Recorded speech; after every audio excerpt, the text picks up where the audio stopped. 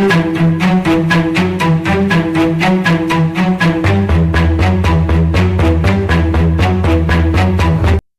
நிறைந்த நண்பர்கள் அனைவருக்கும் வணக்கம்.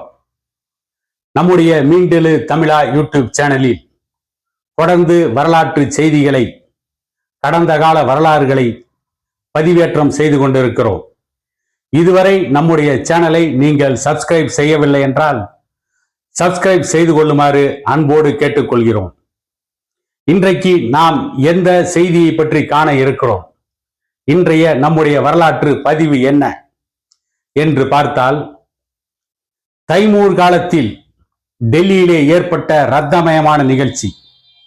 அதற்கு பிறகு பல மன்னர்களால் டெல்லி இரத்த களரியானது. கடைசியாக டெல்லியிலே ஒரு மிகப்பெரிய இரத்த களரியை ஏற்படுத்தியது அவுரங்கசீப் ஆட்சி முடிவுக்கு வந்ததற்கு பிறகு. முகலாய ஆட்சி முடிவுக்கு வருகின்ற பொழுது நாதிர் ஷா என்கின்ற பாரசீக மன்னனால் ஏற்பட்ட மிகப்பெரிய இரத்த களரி. அதற்கு பிறகு 1984 ஆண்டுக்கு பிறகு இந்திரா காந்தி படுகொலை செய்யப்பட்டதற்கு பிறகு இன்னொரு இரத்த களரி டெல்லியிலே ஏற்பட்டது.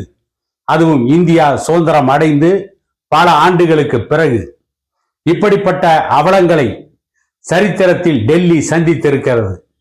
அதற்கு முன்பே பஞ்சாப் மாகாணம் ஜாலியன் வாலாபாக் படுகொலையை சந்தித்தது. இப்படிப்பட்ட சூழ்நிலையில் பஞ்சாபில் ஏற்பட்ட ஒரு நிகழ்ச்சி, பஞ்சாபில் காலிஸ்தான் என்கின்ற தனி நாடு கேட்டு போராடிய தீவிரவாதிகளை அடக்கி ஒடுக்குவதற்கு சீக்கியர்களின் புனித தலமான பொற்கோவில் அமிர்தசரஸில் இருக்கின்ற கோல்டன் டெம்பிள், அந்த பொற்கோவிலுக்குள் இந்திரா காந்தி அனுப்பிய இராணுவ நடவடிக்கை. அந்த இராணுவ நடவடிக்கைக்கு பெயர் ப்ளூ ஸ்டார் ஆபரேஷன், நீல நட்சத்திர நடவடிக்கை. அவற்றை பற்றி காண்பதற்கு முன்பு, அதற்கு முன்பு என்ன நடந்தது என்பதையும் நாம் சற்று விரிவாக காண வேண்டும். இந்தியா சுதந்திரம் அடைவதற்கு முன்பு மேற்கு பஞ்சாப், கிழக்கு பஞ்சாப் என்று இரண்டாக இருந்தது. அதிலே இந்தியா சுதந்திரம் அடைகின்ற பொழுது மேற்கு பஞ்சாப் பாகிஸ்தானுடன் இணைக்கப்பட்டது. காரணம், முஸ்லிம்கள் அதிகம் வாழ்ந்தார்கள் என்பதால் மேற்கு பஞ்சாப் பாகிஸ்தானுடன், கிழக்கு பஞ்சாப் இந்தியாவுடனும் இணைக்கப்பட்டது. இப்படி இணைந்ததற்கு பிறகு பஞ்சாபில் தனிநாடு கோரிக்கை தொடர்ந்து வலிமையாகி கொண்டே இருந்தது. பல்வேறு தலைவர்கள் தனிநாடு கோரிக்கையை எழுப்பிக் கொண்டே இருந்தார்கள். சீக்கியர்களுக்கென்று தனி நாடு வேண்டும், அதுதான் அவர்களுக்கு கோரிக்கை.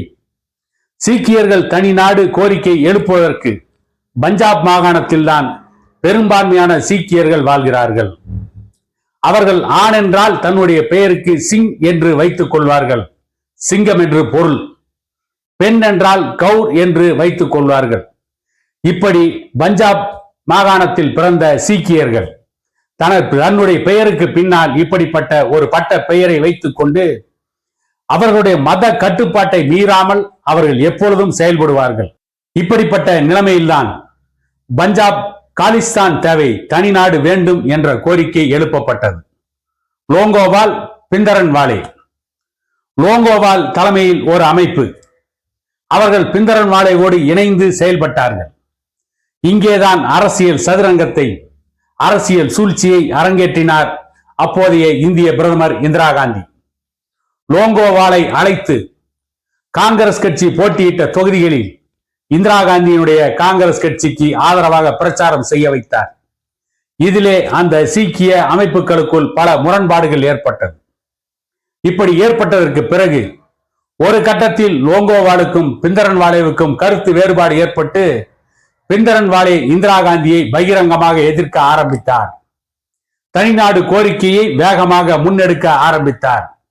அந்த சூழ்நிலையில் தனக்கு பாதுகாப்பு வேண்டும் என்று பிந்தரன்வாலே பல்வேறு முன்னெச்சரிக்கை நடவடிக்கையில் ஈடுபட்டார்.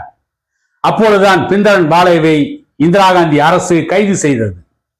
பிந்தரன்வாலாவை கைது செய்து சிறையில் அடைத்ததற்கு பிறகு பஞ்சாப் மாகாணத்தில் கலவரம் கொழுந்துவிட்டு எரிந்தது. அது மட்டுமில்லாமல் பஞ்சாப் தீவிரவாதிகள், காலிஸ்தான் தீவிரவாதிகள் இந்திய நாட்டின் விமானத்தை கடத்தினார்கள். விமானத்தை கடத்தி வைத்துவிட்டு பிந்தரன் வாலேவை விடுதலை செய்தால்தான் விமானத்தை விடுவிப்போம், அப்பொழுதுதான் கடத்தலிலிருந்து விமானத்தை நீங்கள் மீட்க முடியும் என்று அறிவித்தார்கள். அதற்கு கட்டுப்பட்டு பிந்தரன் வாலேவை இந்திரா காந்தி அரசு விடுதலை செய்தது. அதற்கு பிறகு பிந்தரன் வாலே ஆயிரக்கணக்கான தீவிரவாதிகளுடன் ஆயுதங்களை குவித்து பொற்கோவிலுக்குள் அடைக்கலமானார். பொற்கோவிலில் இருந்த ஒரு தங்கும் விடுதியில் தங்கிக் கொண்டு தனிநாடு போராட்டத்தை முன்னெடுத்தார். ஒரு கட்டத்தில் பிந்தரன் வாலேவை அடக்க முடியாமல் மிகவும் எல்லை மீறி போனது. ஒரு பேருந்தில் வந்த ஒட்டுமொத்த மக்களை கொன்று குவித்து பிந்தரன் வாலேவின் இயக்கத்தை சார்ந்தவர்கள், காலிஸ்தான் தனிநாடு கேட்டவர்கள் அந்த பேருந்தில் வந்த அத்தனை பேரையும் கொன்று குவித்தார்கள்.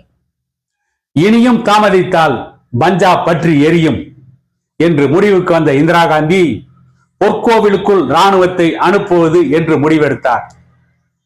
1984 ஆண்டு ஜூன் 3 பொற்கோவிலுக்குள் இராணுவ நடவடிக்கை எடுப்பதற்கு இந்திரா முடிவெடுத்து அதற்கு ப்ளூ ஸ்டார் ஆபரேஷன், நீல நட்சத்திர நடவடிக்கை என்று பெயர் வைத்து பொற்கோவில் இராணுவத்தை அனுப்புவதற்கு உத்தரவு பிறப்பித்தார்.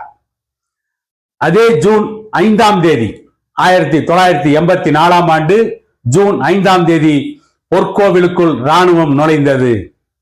அந்த நீல நட்சத்திர நடவடிக்கைக்கு தலைமை தாங்கியவரும் ஒரு சீக்கிய அதிகாரிதான். அவருடைய தலைமையில்தான் படை பொற்கோவிலுக்குள் நுழைந்தது. பொற்கோவிலுக்குள் நுழைந்த படையை முன்னேற விடாமல் நூற்றுக்கணக்கான காலிஸ்தான் தீவிரவாதிகள் மணல் மூட்டைகளை அடுக்கி பின்னால் இருந்து சுட்டு தள்ளினார்கள். அதில் கிட்டத்தட்ட இந்திய ராணுவத்தின் 40 கமாண்டோக்கள் பலியானார்கள். 40 பேர் பலியானதற்கு பிறகுதான் ஜூன் 6 அதிரடி நடவடிக்கைகளை இந்திய ராணுவம் எடுத்தது. மிக வேகமாக உள்ளே நுழைந்த ராணுவம் கண்மூடித்தனமாக சுட்டு கொன்று குவித்தார்கள். கிட்டத்தட்ட 486 பேரை காலிஸ்தான் தீவிரவாதிகளை சுட்டு கொன்றதாக அன்றைக்கு அதிகாரப்பூர்வ அறிவிப்பு வெளியானது. ஆனால் கொல்லப்பட்டவர்கள் 1000 பேருக்கு மேல் இருக்கும் என்று பின்னால் வந்த செய்திகள் கூறுகிறது. 1000 பேரை கொன்று குவித்துவிட்டு பொற்கோவிலை தன்னுடைய கட்டுப்பாட்டுக்குள் கொண்டு வந்த இந்திய ராணுவம் உள்ளே சென்று பிந்தரன் வாலேவை தேடுகின்ற பொழுது பிந்தரன் வாலேவும் அந்த துப்பாக்கி சூட்டில் மடிந்திருந்தார். அதற்கு பிறகு காலிஸ்தான் என்கின்ற தனிநாடு கேட்கின்ற அந்த கோரிக்கை மழுங்கடிக்கப்பட்டது. அந்த கோரிக்கை இப்பொழுது இல்லை என்றாலும் கூட அந்த காலிஸ்தான் தீவிரவாத அமைப்பு வெளிநாடுகளில் இருந்து செயல்பட்டு கொண்டிருப்பதாக செய்தி வந்து கொண்டிருக்கிறது. இதற்கு பிறகு இன்னொரு படுகொலை, அரசியல் படுகொலை. பொற்கோவிலுக்குள் இராணுவத்தை அனுப்பி சீக்கியர்களின் புனித தலத்தை அவமானப்படுத்தி விட்டார், புனித தலத்தை அசிங்கப்படுத்தி விட்டார் இந்திரா காந்தி என்று 1985 ஆண்டு இந்திரா காந்தி பாராளுமன்றத்திற்கு செல்வதற்காக அவர் வீட்டை விட்டு வெளியே வந்த பொழுது காலை 9:15 மணிக்கு சீக்கிய பாதுகாவலர்கள் சத்வந்த் சிங், பியான் சிங் என்ற இருவரால் சுட்டு கொல்லப்பட்டார்.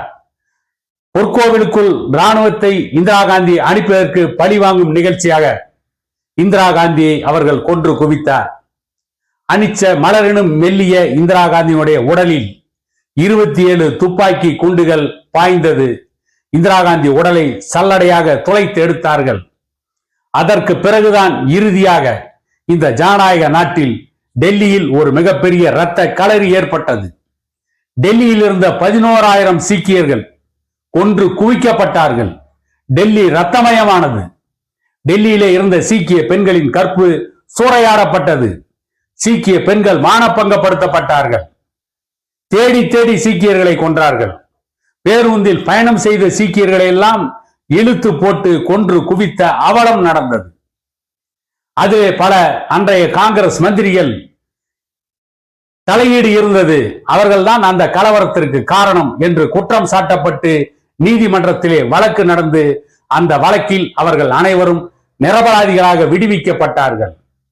இப்படி பல இரத்தமயமான நிகழ்வுகளை டெல்லி சந்தித்திருக்கிறது. இந்தியா சுதந்திரம் போராட்டம் நடத்திய காலத்திலும் அதற்கு முன்பு இந்தியா பல்வேறு மன்னர்களின் படையெடுப்பிலும், கஜினி முகமது படையெடுப்பு, தைமூர் படையெடுப்பு, முகலாயர்கள் படையெடுப்பு, நாதிர் ஷா படையெடுப்பு, இந்த படையெடுப்பிலும் டெல்லி இரத்த களரியை சந்தித்தது. இந்த இந்திய ஜனநாயக நாட்டிலும் டெல்லி ஒரு மிகப்பெரிய இரத்த களரியை சந்தித்தது. இதில் ஒரே ஒரு வேறுபாடு என்னவென்று கேட்டால், இந்திரா காந்தி கொலை செய்யப்பட்டதற்கு பிறகு ஏற்பட்ட இரத்த களரிக்கு காரணமானவர்கள் இந்திய மண்ணின் மக்கள், இந்தியாவின் சகோதரர்கள். அதற்கு முன்பு நடந்த இரத்த களரிக்கு காரணமானவர்கள் அந்நிய மண்ணிலிருந்து படையெடுத்து வந்தவர்கள். ஆனால் சீக்கியர்களை கொன்று குவித்தவர்கள் இந்த நாட்டின் சகோதரர்கள், இந்த மண்ணின் மைந்தர்கள். இந்த மண்ணை சார்ந்தவர்களையே கொன்று குவித்து இரத்த களரியை ஏற்படுத்தியது இந்திய நாட்டு ஜனநாயகத்தின் மீது விழுந்த ஒரு மிகப்பெரிய கருப்பு புள்ளி. இது இந்தியாவுக்கு ஏற்பட்ட மிகப்பெரிய அவலம் என கூறிக்கொண்டு இன்னொரு காணொளியில் உங்களை சந்திக்கும் வரை உங்களிடமிருந்து விடை பெறுகிறேன்.